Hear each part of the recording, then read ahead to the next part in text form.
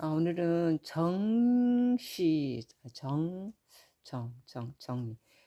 정자를 정리를 해봤습니다. 그래서 좀 글자가 많아서 일부러 다 써놓고 지금 설명을 해보려 합니다. 제일 위에 있는, 좀 뭐네요. 이 글자가 정리한다. 정이죠. 그 다음에 이제 바로 밑에 있는 것은 앞에 쌀미가 붙고 푸를청이 붙어서 이게 정미소 할 때도 쓰고요. 그리고 정신할 때도 쓰고요. 그래서 정제, 정년, 정선, 순수 이런 의미가 있더라고요. 그리고 이제 그 밑에 이거는 마음심의 푸를청, 곧 우리의 감정. 그래서 초코파이 서로 초코파이 나눌 때 정이다 이럴 때 우리 많이 잘 알고 있죠. 그리고 이제 이 앞에는 정이 아니라 이제 청인데요. 그 맑을 청이라는 글자인데 같은 청이 들어있어서 한번 써봤고요. 자, 그 다음에 이제 이 글자는 고들정인데 이 고들정은 충정이라는 글자예요. 근데 성경에 굉장히 많이 나옵니다. 근데 이제 나중에 좀 이 얘기는 따로 해야 될 것 같아요. 그 다음에 이제 이거는 발을정인데 곧 위에 하늘 그리고 밑에 땅, 하늘의 뜻에 발을 멈춰야 된다. 그게 바로 올바른 일이다 해서 발을정이라고 씁니다. 자, 그 다음에 그 밑에 이제 정은요. 정이 좀 많았어요. 나라정이라고도 하는데요. 이것을 뭐 당나귀 정씨라고도 부르더라고요. 그런데 보니까 이게 머리 위에 뭐 이렇게 장식이 되어 있고요. 보니까 여기까지만 보면은 당유 글자가 되어 있어요. 닭이 뭐 꽃가루 썼을까요? 아니니까 이게 바로 추장이었습니다. 성경에 이 추장이 많이 나오더라고요. 자, 그러면 큰 추장이 있는 옆 마을이 결국 추장에서 한 나라로 성장하더라 이거죠. 그래서 이거를 나라정이라고도 하고요. 인류 최초의 기초를 할 때 이 글자가 쓰이기도 하더라고요.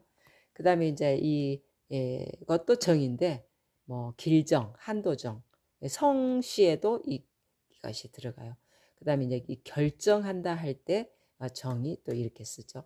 그리고 이거는 이제 그 정자, 사람들이 시원한 데 앉아서 놀 때 정자라 그러죠. 그 정자이고요. 이 밑에는 이제 고요할 정입니다. 뭐 정전기를 한번 해봤더니 이 정을 또 쓰더라고요. 그 다음에 이제 이거는 정수리 또는 산꼭대기를 얘기해요. 말하자면 정상. 이거는 이제 그 산해정, 곤배정 이 글자 더하기 여기는 이마부터 시작해서 목선까지 머리혈이라는 글자가 만나서 정수리나 산꼭대기. 근데 이제 정수리를 얘기하다 보니까 요것이 또 있더라고요. 이거는 뭐냐 하면 아직 그 정수리가 굳기 전에 애기들 숨구멍이라 그러죠. 이거를 신이라는 글자로 이 숨구멍을 쓰는 것을 봤습니다. 자, 그 다음에 이제 곤배정자는 아까 이렇게 언급을 했는데요. 조금 더 언급할 것이 있어요. 예를 들어서요, 이 곤배정은 왜 곤배가를 생각해 봤어요. 곱의 효과가 있다. 이런 의미인 것 같아요. 그리고 이거를 또 산해정으로도 쓰거든요. 말하자면 성공한다 할 때 이 글자를 보면 이 옆으로 이 산해정이 이렇게 있어요. 곤배정이 이렇게 있어요. 그리고 곤배정을 빼고 나니까 하나의 무기가 손에 들려 있던 거예요.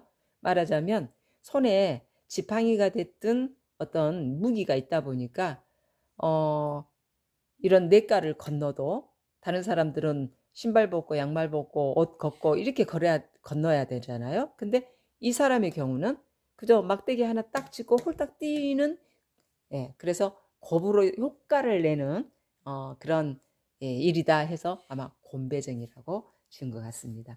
그 다음에 이제 이거는 이제 우리 잘 알죠. 우물정. 사실 이 속에 이제 물이 있는 상황이죠. 모양을 본따서 우물정이라고 하죠. 이거는 이제 말씀이 들어가다 보니까 누군가한테 청하죠. 그럴 때 청할 정이라고 합니다. 그런데 아까 이제 말했던 바로 이 글자요. 자, 이 글자는 이상하게 좋은 의미로 쓰이고 있어요. 예를 들어서 고들정이라든가 또는 하나님의 충정스러운 사랑 뭐 이럴 때 성경에 굉장히 많은 단어인데 글자는 이상하게 이 전복이 들어가 있는 거예요. 전복 더하기 돈패. 도대체 이걸 어떻게 이해해야 될지 몰랐어요. 그래서 이제 조금 나름 이것저것 이 정자를 조사하면서 생각을 해본 결과, 옛날에는 이 점의 의미가요, 한 인간의 잘 되고 못 되고를 얘기하기 위한 것이 아니고 오늘날의 일기예보였어요. 일기예보. 하늘의 이치를 아는 게 굉장히 힘든 일이잖아요. 그래서 이 일기예보는 담당자가 왕이었어요. 왕. 이 일기예보를 잘 맞추는 왕은 굉장히 유능한 왕으로 인정되는 거죠. 그래서 왕이 시키죠. 한 달을 3개로 나눠요. 초순, 중순, 그 말순이라고 하나요? 말순이라는 표현이 좀 이상하네. 초, 중, 말 이렇게 3분야로 나눠 가지고 열흘씩 자세하게 날씨를 적게끔 하죠. 그래서 그 적어놓은 것을 다 걸어놔요. 걸어놔. 그리고 만약에 이제 그 걸어놓은 표를 뭐라고 하냐? 이 궤라고 해요. 궤. 자, 그러면 이 궤를 한 해 철저히 적어놔. 그리고 걸어놨어. 그 궤로 다음 해에 또 쓸 수가 있죠. 똑같은 달, 똑같은 해가 오면 작년에 이날에 어떤 일이 있었는데 하고 일기를 예상하잖아요. 사실 농경 사회에서 날씨는 생명과 같아요. 그래서 왕이 알리는 이 일기 정보는, 자, 어떻다는 거. 이 글씨의 구상을 보니까 일기 정보가 점으로 표시가 되었다는 얘기잖아요. 그러면 왕이 알리는 일기 정보는 돈 받고 알려주나요? 당연히 그건 아니겠죠. 그래서 글자 세상에서는 보이는 글자를 좀 뛰어넘게 하는 것을 유도를 하는 것을 봤어요. 그래서 이 돈패가 왜 붙었는가 했더니, 왕이 알리는 일기예보는 돈보다도 더 가치 있는 거다. 이런 의미로 받아들였을 때 비로소 이 고들정, 충정 이런 말에 어울리는 의미를 갖게 된다는 걸 알게 됐어요. 그래서 이제 왜 이 전복이 이제 붙었는가, 그것도 이제 설명이 되긴 했지만 제가 일기예보를 한번 한문으로 이제 이렇게 적어봤습니다.